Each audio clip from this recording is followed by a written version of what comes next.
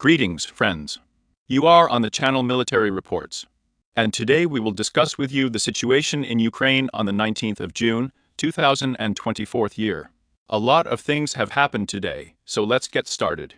And we will probably start with you from the most important direction, at least the noisiest, loudest in the last 24 hours. This is the end direction.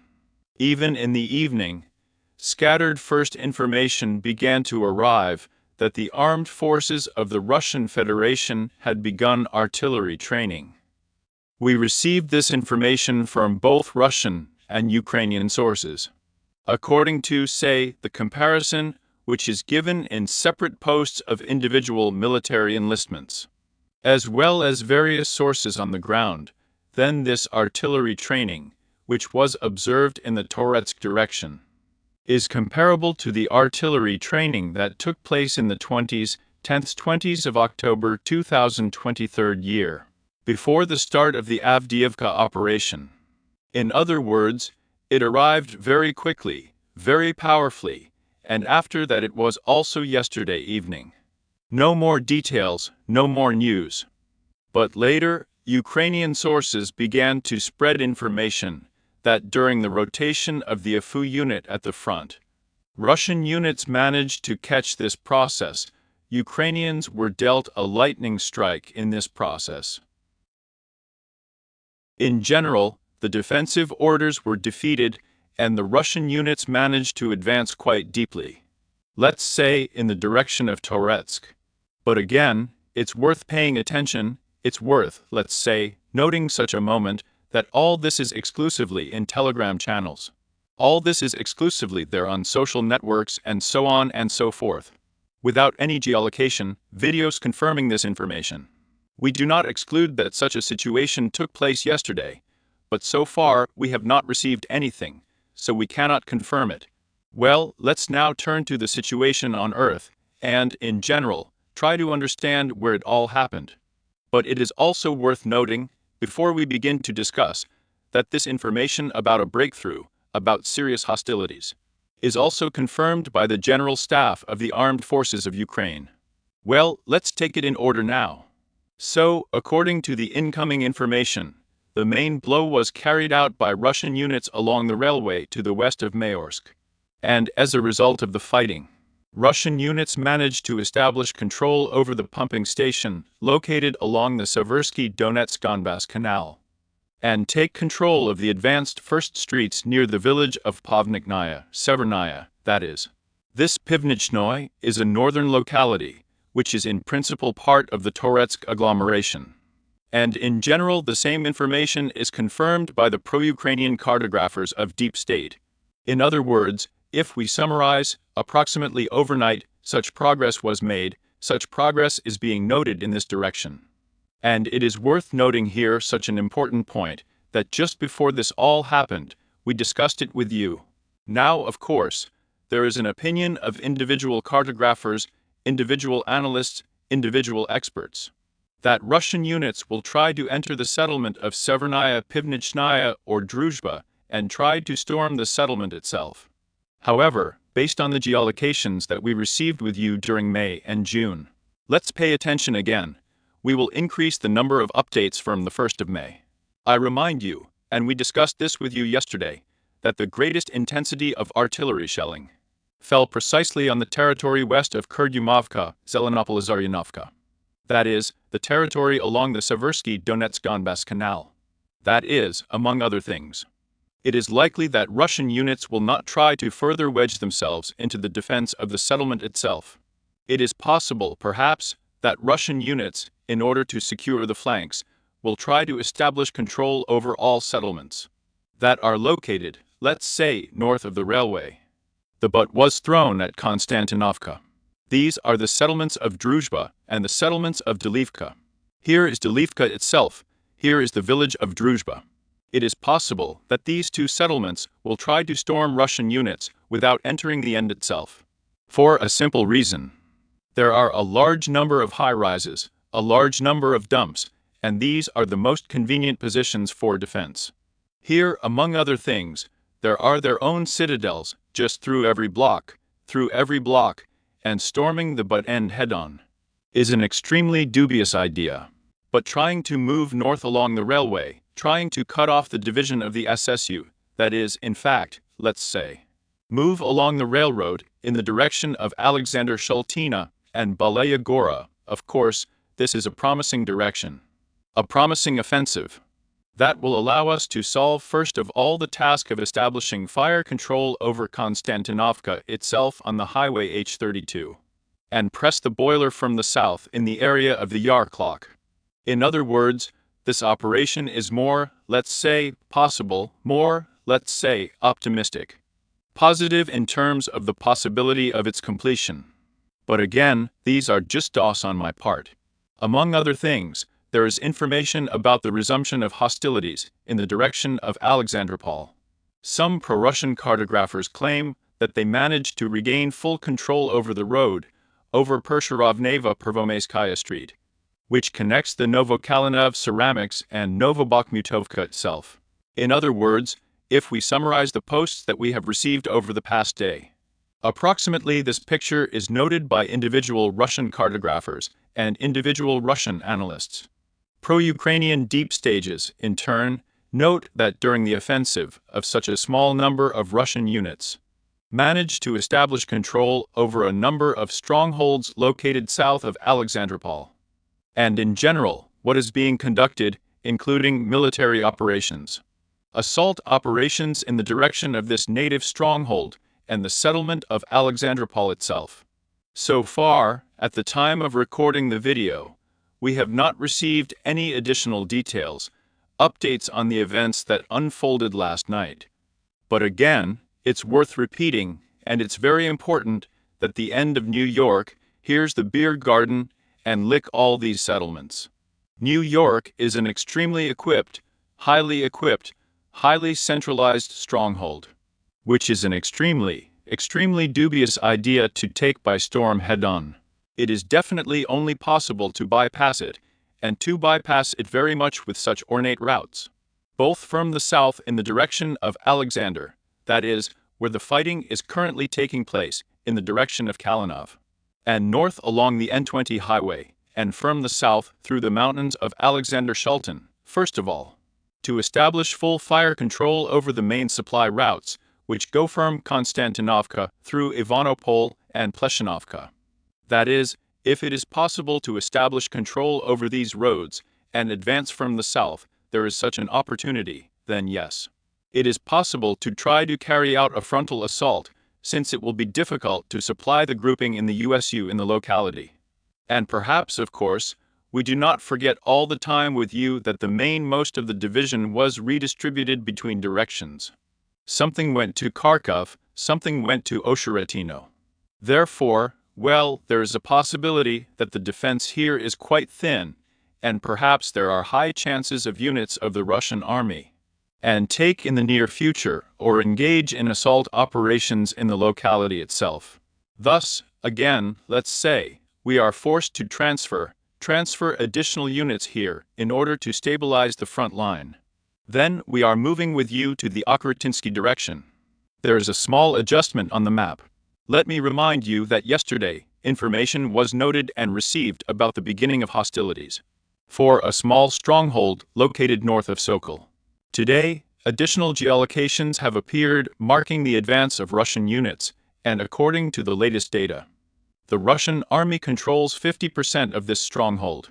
This was at least as of this morning, yesterday evening, even to be more precise, it is extremely likely that over the past day, Russian units have managed to move even further west, and the APU as a whole has already retreated from Sokol.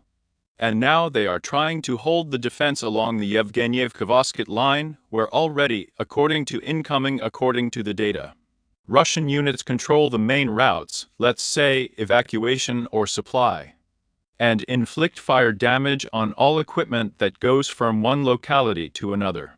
Then we are moving with you to the South Donetsk direction, to the settlement of Georgiivka.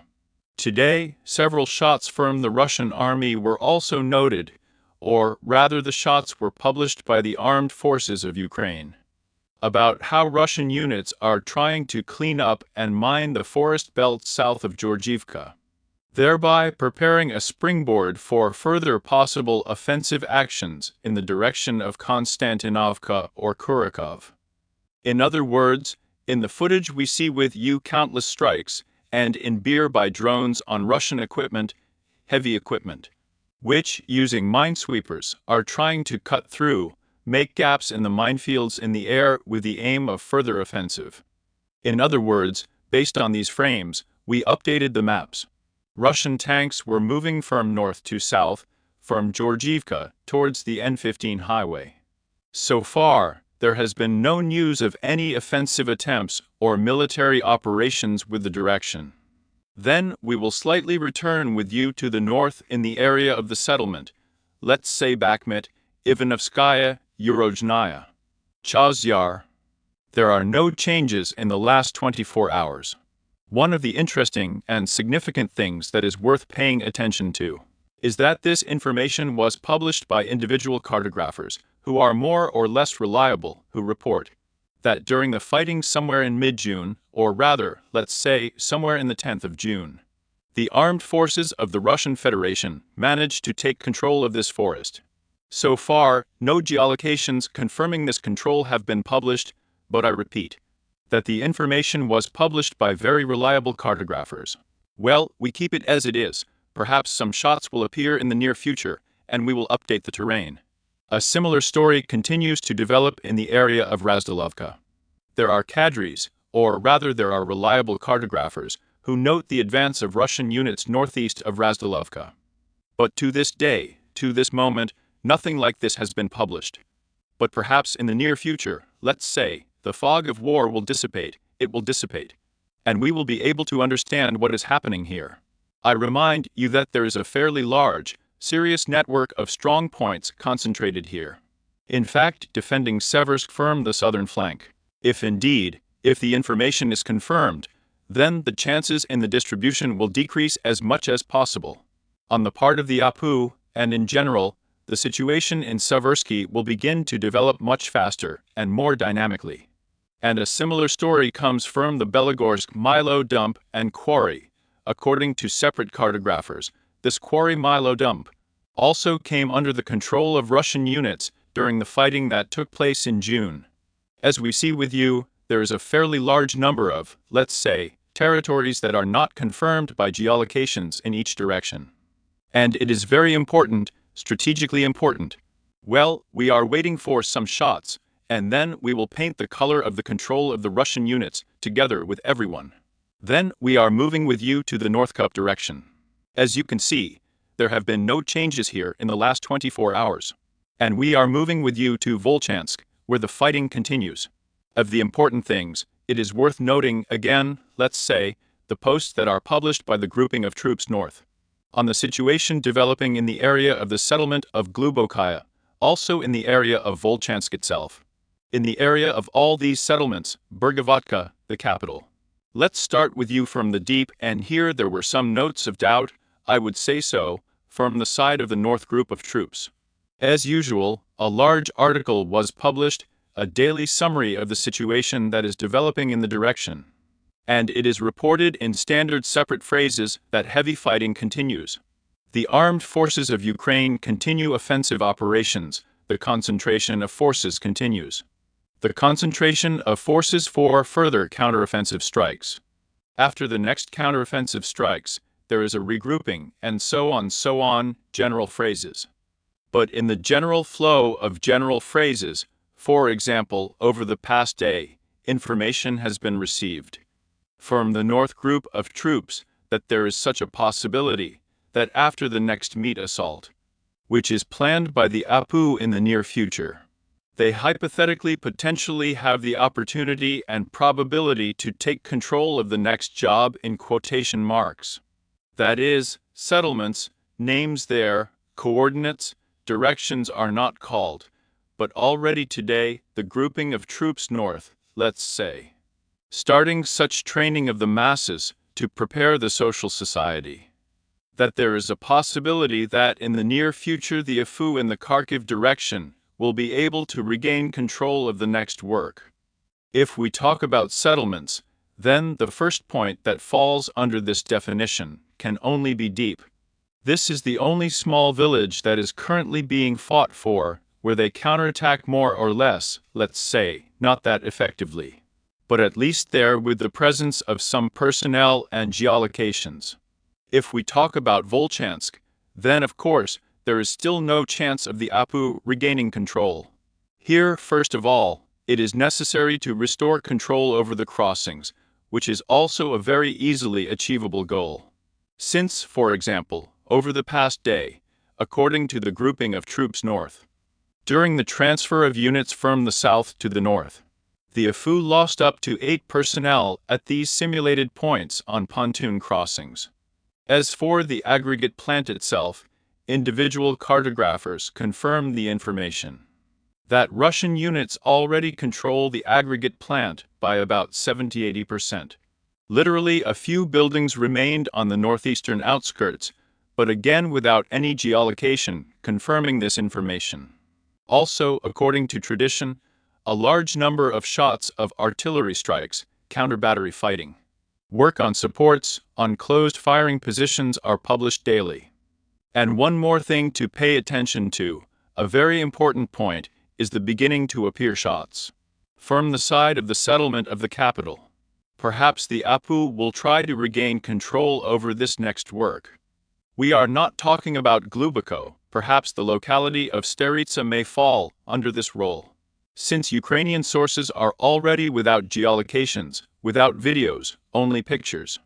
In other words, the video exists, but it just wasn't publicly available yet. It was not publicly available.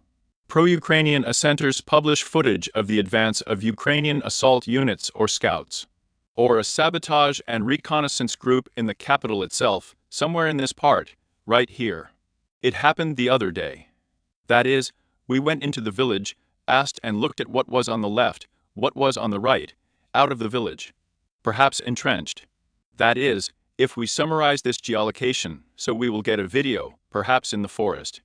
They have already regained control over this part of the settlement. I remind you that we discussed this direction here a few weeks ago and came to the conclusion that most likely the entire capital as a whole will go into a gray zone, and some large-scale hostilities are unlikely to be expected here. Russian units are likely to keep all their advanced detachments in the forest to the north, as this is a convenient springboard, where you can hide a large number of troops without getting hit. And the armed forces of Ukraine to the south will try to make a similar story. The elders will also concentrate their forces in this forest, and the capital itself, as well as Bergovatka, will turn into a gray zone, and without, well, with some constant sorties of the Drug, let's say, individual drones flying and padrons, and some attempts to catch 1-1, without any significant result. Next, let's go back with you to the work Zaporozhye direction. There are no changes here. As for the harvest, artillery airstrikes are being carried out, but without any progress yet, or attempts to advance on the ground. Heavy artillery is working to squeeze out positions in the city from the central part. There is no news on the Kherson direction. As for such political news, it is worth noting that due to the damage to the office the Russian side inflicted on the Ukrainian energy industry in the 2024-23 years, then, according to experts in the USU, in such a state of permanent shutdown, of permanent blackouts, will exist for several more years, even in the event of a cessation of hostilities, ending the military conflict. Let me remind you that according to some sources, closer to winter in some regions of Ukraine, there is an extremely high probability that blackouts will be prolonged, last somewhere in the area. More precisely, there will be light in some regions, and large ones, such as Kiev and Lviv, can reach only 4 or 5 hours a day, which naturally leads to a minimum of all business activity in general, and it will be very difficult for the country as a whole. It's hard to fight, and at the same time maintain the population in such a kind of constant state of fiesta. When no one works and well, everyone naturally waits and eats and so on and so forth. There is also information that Zelensky signed a decree on the beginning of some military classes, military training in school classes. That is, it is preparing for a really long war as well. And Ukraine is also preparing, probably by the end of the year, or at the beginning of the next one. They will not find any consensus from the outside to further reduce the mobilization age to 18, and so on and so forth. And, accordingly, already at the level of school training, it is possible to conduct some kind of preliminary training. Preliminary moments, so that by the time you reach the age of 18, you have more or less trained soldiers. As for the NATO countries, there is more and more rhetoric from Western countries, including NATO leaders and Western leaders, that sanctions should be imposed not only against Russia, but against China, which currently supports Russian industry with all its might. According to Western intelligence, Western data, the military industry in the first place, which as a whole we can clearly observe with you on its actions on the territory of Ukraine. It is also worth noting that Stoltenberg will leave his post this year at the end of autumn, and a new minister, let's say a new secretary of the NATO Council, will take his place. And this person will be the current Prime Minister of the Netherlands, Mark Rutte. And in general, we understand why Stoltenberg himself is interested in prolonging the conflict. Definitely his position, his powers will end. He simply does not want to be the Secretary of NATO, under which NATO will lose the Russian Federation. That's all his wishes. As soon as the Secretary changes, he on the whole will also no longer be interested in what's next.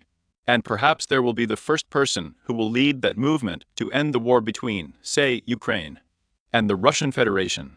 And also a repetition of what was said earlier, the United States intends to impose new sanctions against Russia, against China,